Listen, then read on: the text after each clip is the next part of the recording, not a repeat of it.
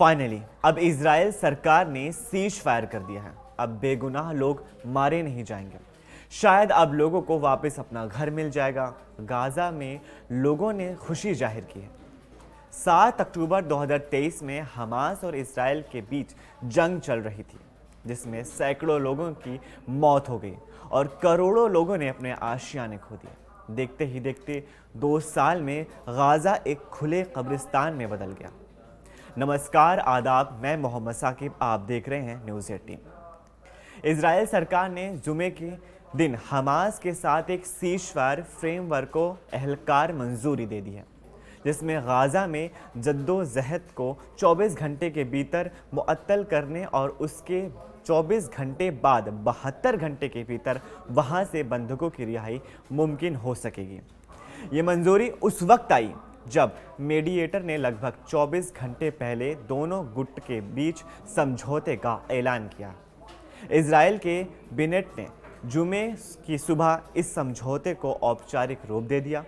समझौते के मुताबिक इजराइल और हमास के बीच बंदियों की अदला बदली की जाएगी, गैर कानूनी ठिकानों पर हमला रोका जाएगा, कुछ फिलिस्तीनी कैदियों की रिहाई और गाजा से इजराइल सैनिकों की वापसी के वादे भी शामिल हैं। एक रिपोर्ट के मुताबिक इजरायली सेना अपने आउटपोस्ट जला रही है, जो दिखाता है कि ये वो पीछे हटने की तैयारी कर रही है। यानी इजरायली जो सेना है वो गाजा से अपनी फौज को पीछे हटा रही है। जंग की वजह से इजराइल अंतर्राष्ट्रीय अलगाव का सामना कर रहा है। ईरान, यमन और लेबनान तक यहाँ जद्दोजहद फैल चुका है। अमेरिका इजराइल रिश्ते भी यानी अमेरिका इजराइल पर अपने रिश्तों को लेकर भी दबाव बढ़ा रहा है। ट्रंप ने नेतन्याहू पर जल्द समझौते करने के लिए दबाव डाल दिए थे। ये पहले डाले थे। ट्रंप दबाव डाले भी क्यों ना, क्योंकि ट्रंप को अब नोबेल पुरस्कार जो चाहिए। समझौते के ऐलान पर दोनों गुटों के नागरिकों में मिली जुली इलाक़ाई राहत और खुशी दिख रही है।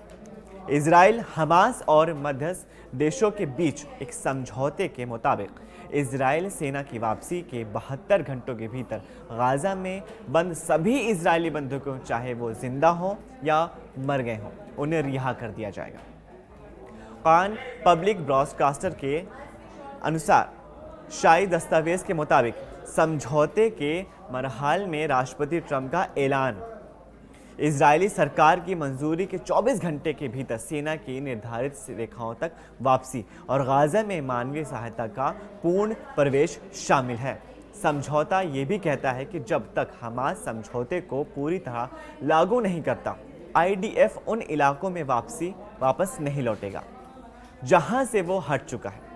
मृतक जो मरे हुए बंधक हैं के अवशेष जो हैं उनकी जानकारी साझा करने के लिए एक विशेष मैकेनिज्म भी कायम किया जाएगा। अमेरिकी राष्ट्रपति डोनाल्ड ट्रंप ने कहा कि उनके 20 पॉइंट सीज फायर प्लान के तहत घिरे हुए गाजा से फिलिस्तीनियों को बाहर निकाला नहीं जाएगा। बिल्कुल उल्टा है, हम ऐसा बिल्कुल भी नहीं करने वाले हैं। ये बेहतरीन शांति योजना है जिससे सभी का समर्थन मिला है। ट्रंप ने जुमेरात को कहा था कि गाजा का सीज फायर समझौता पूरी तरह से अंतरिम रूप ले चुका है और वे इस वीकेंड मिडिल ईस्ट का सफ़र भी करेंगे, यानी यात्रा करेंगे। इजराइल में गाजा एक कोऑर्डिनेशन सेंट्रल बन जाएगा जहां 200 सैनिक भेजे जाएंगे। एक अधिकारी ने बताया कि नई टीम जंग के बाद समझौते को लागू करने और गाजा में एक नागरिक सरकार बनाने के लिए ट्रांजिशन की निगरानी में मदद करेगी। समावन केंद्र में लगभग 200 अमेरिकी सैनिक तैनात होंगे, जिन्हें परिवहन योजना, सुरक्षा रसाद और इंजीनियरिंग में विशेषज्ञता प्राप्त होगी। एक दूसरे अधिकारी ने बताया कि सैनिकों की आवाजाही पहले ही शुरू हो गई और वे वीकेंड में इस केंद्र की स्थापना के लिए योजना बनाने पर काम शुरू कर देंगे। इजराइल हमास सीज़फायर में कहां फंस रहा है पेश, अब इस पर ही बात कर लेते हैं। इजराइल हमास के बीच शांति समझौते पहले चरण का है, लेकिन पूरी तरह से समझौते अभी भी कई चुनौतियां बाकी हैं। यानी जो अभी पूरी तरह समझौता नहीं हुआ है, पूरी तरह समझौता होने में भी अभी काफ़ी सारी चुनौतियां बीच में आ रही हैं। कैदियों की लिस्ट समझौते पर दस्तक के बाद भी सौंपे जाने वाले सैकड़ों फिलिस्तीनी कैदियों की लिस्ट आखिरी नहीं है। हमास इजराइल जेलों में बंद कुछ प्रमुख कैदी की रिहाई चाहता है। इसके अलावा अपने 2 आतंकियों का भी शव चाहता है। भविष्य की योजना की अगर हम बात करें तो ट्रंप की 20 सूत्री योजना के अगले कदमों जैसे गाजा पट्टी का राज, हमास का मुस्तकबिल पर अभी बहस बाकी है, यानी उस पर हमास का क्या फ्यूचर होगा उसको भी लेकर के अभी उस पर बहस है। हमास ने अपने हथियार छोड़ने से अब तक इनकार किया है। नेतन्याहू की राजनीतिक चुनौतियों की अगर हम बात करें तो इजराइल के पीएम नेतन्याहू को अपनी ही गठबंधन सरकार में विरोध का सामना करना पड़ रहा है। इजराइल में काफ़ी तादाद में लोगों ने नेतन्याहू हुकूमत के खिलाफ विरोध प्रदर्शन किया था कि गाजा में जुल्म को रोका जाए, और कई लोग हमास के साथ भी समझौते के खिलाफ हैं। दक्षिणपंथी मंत्री इम्तार बिन गवीर ने धमकी दी है कि अगर हमास को ख़त्म नहीं किया जाएगा तो सरकार गिराने के लिए वोट करेंगे।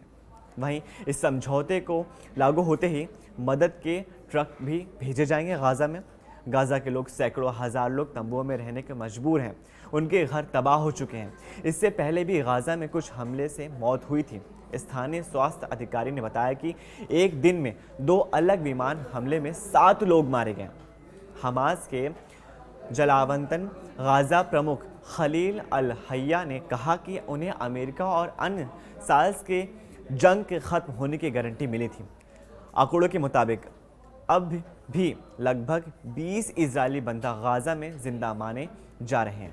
26 से ज़्यादा लोगों को मरा हुआ पाया गया है और 2 के बारे में अभी कोई खबर नहीं है। हमास ने कहा कि मरे हुए बंधकों के शरीर की बरामदगी में वक्त भी लग सकता है।